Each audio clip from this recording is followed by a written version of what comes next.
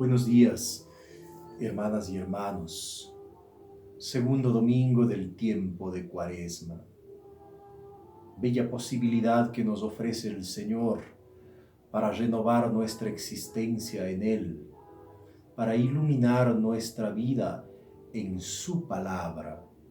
Eso es precisamente lo que nos congrega cada domingo. Dios que es palabra, Dios que es comunicación, Dios que nos revela todo en su Hijo, es quien nos convoca para que meditemos en Él y de manera indirecta también en nuestra condición de discípulos de Jesús. Les invito a que aperturemos el interior para que, como María, que supo acoger el misterio, retenerla por dentro, dejarse irrigar por la presencia de Dios para después comunicarlo, también nosotros podamos hacer eso mismo cada vez que meditemos en aquel que es la palabra de Dios, a saber, Jesús el Cristo. En esta ocasión les invito a que con toda la iglesia meditemos y recabemos en el profundo sentido que brota del texto del Evangelio según San Marcos. En aquel tiempo Jesús tomó aparte a Pedro, a Santiago y a Juan. Subió con ellos a un monte alto y se transfiguró en su presencia. Sus vestiduras se pusieron esplendorosamente blancas, con una blancura que nadie puede lograr sobre la tierra. Después se les aparecieron Elías y Moisés conversando con Jesús. Entonces Pedro le dijo a Jesús: Maestro, qué a gusto estamos aquí. Hagamos 3 chozas, una para ti, otra para Moisés y otra para Elías. En realidad no sabían lo que decía, porque estaban asustados. Se formó entonces una nube que los cubrió con su sombra, y de esta nube salió una voz que decía: Este es mi Hijo amado, escúchenlo. En ese momento miraron alrededor y no vieron a nadie sino a Jesús, que estaba solo con ellos. Cuando bajaban de la montaña, Jesús les mandó que no contaran a nadie lo que habían visto, hasta que el Hijo del Hombre resucitara de entre los muertos. Ellos guardaron esto en secreto, pero discutían entre sí qué querría decir eso de resucitar de entre los muertos. Palabra del Señor.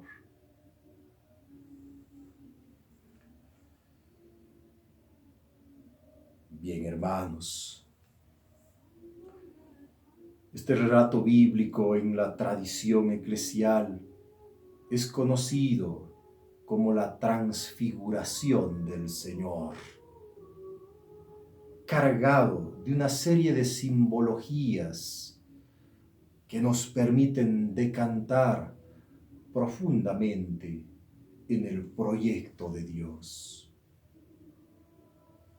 Yo quisiera que nos detengamos en el primer gesto del Señor que podemos maravillosamente encontrar en este relato y escenario bíblico. Es Jesús que toma aparte a Pedro, a Santiago y a Juan. Siempre es Dios quien toma la iniciativa. No es el hombre quien en primera instancia se decide por Dios, sino Dios en su Hijo Jesús, quien hace una opción por el hombre. Toma a Pedro, a Santiago y a Juan, les hace suyos. Y en Pedro y Santiago y Juan estamos maravillosamente prefigurados todos nosotros. Los toma consigo. Él tomó la iniciativa y se los llevó con él a un monte alto.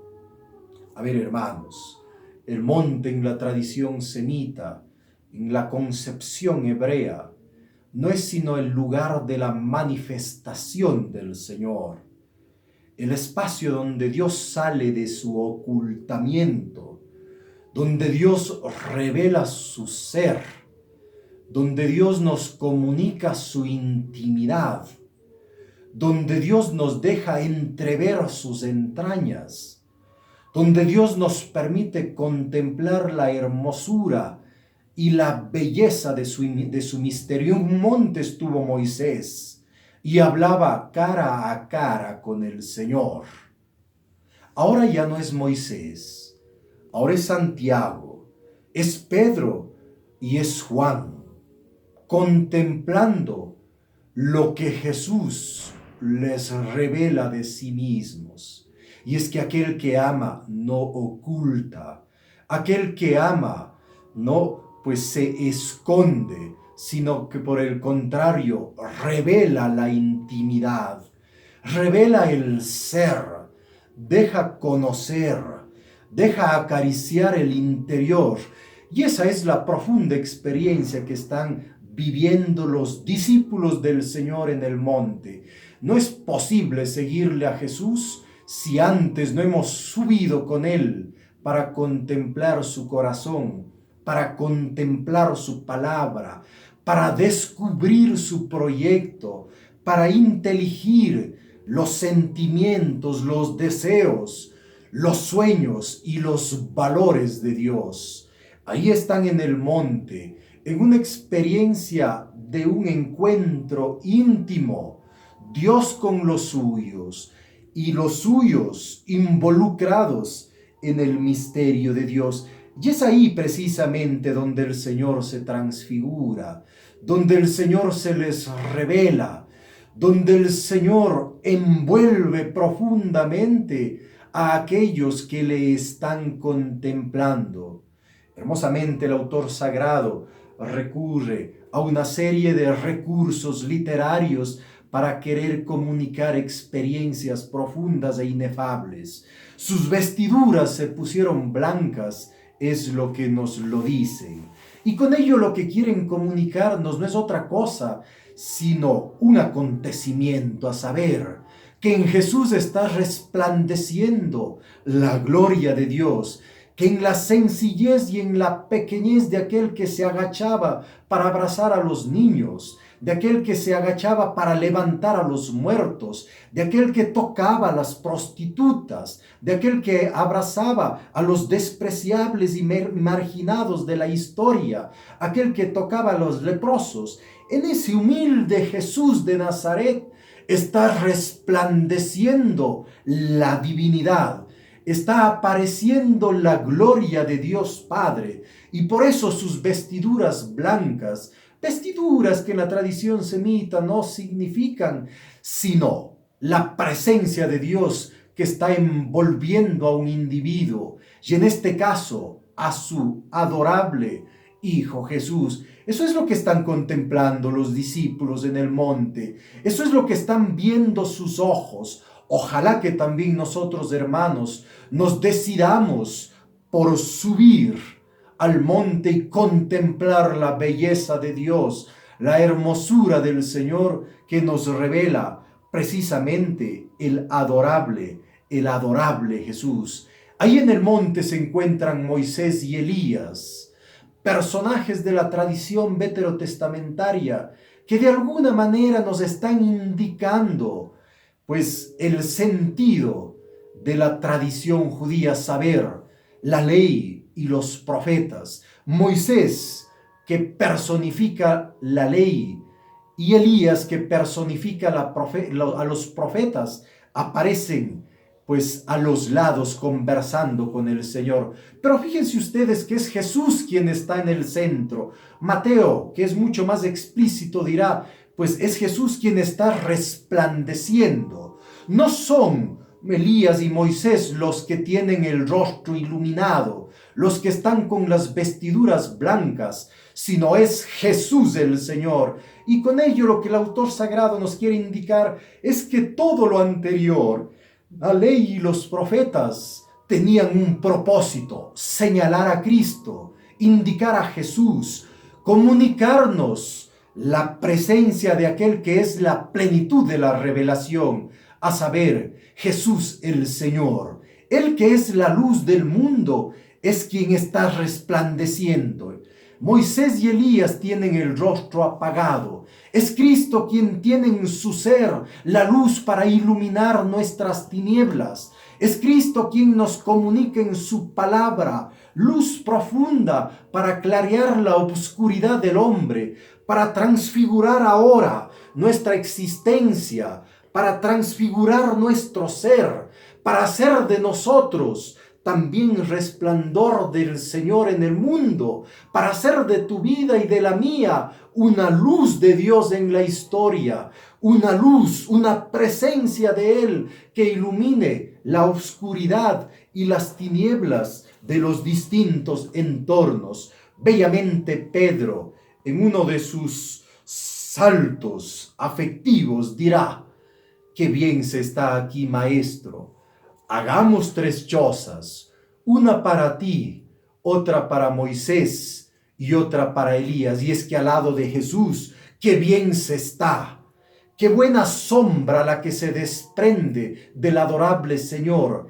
Qué gozo y qué dicha sentarnos a los pies del Maestro. No obstante, esa experiencia de Dios no nos puede detenernos en la instalación, no nos puede retener, pues eso aburguesadamente, sino que nos ha de sacar. Nos invita luego el Señor a bajar del monte para comunicar la buena nueva que nuestros ojos han contemplado, para involucrarnos en el corazón de la historia, ahí donde emerge también pues las luchas, ahí donde emergen las tinieblas, ahí donde emerge la desesperanza. Allá nos envía luego el Señor a comunicar un evangelio vivo. Y es que tú y yo somos también un evangelio de Dios. Tú y yo estamos llamados también a bajar del monte, a descender pues al tejido humano, al corazón de la historia, para ahí hacer resplandecer al Dios que nos inhabita, que nos habita, que está profundamente introducido en nuestro ser. Bellamente, hermanos, en el monte se dejó oír una voz que brotó de lo alto y queriendo indicarnos está entonces aquello que no es una voz que brota de la construcción humana, sino que es una voz pura y simplemente gratuita del Señor.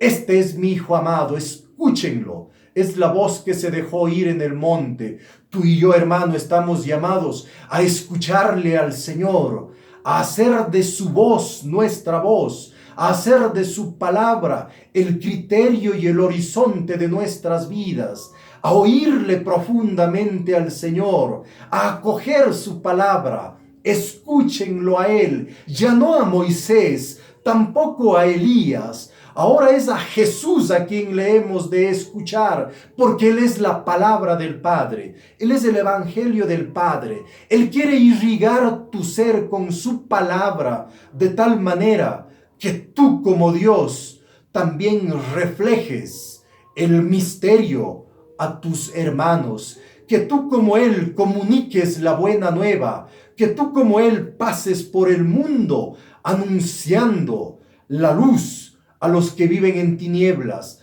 anunciando la esperanza a los que viven en la desesperanza, anunciando en definitiva el rostro de Dios que tú y yo estamos llamados a contemplar amorosamente. Que el Señor en su infinita bondad y misericordia, el mismo que se dejó contemplar por Santiago, Pedro y Juan, bendiga la vida de ustedes y transfigure nuestro ser. En el nombre del Padre, del Hijo y del Espíritu Santo.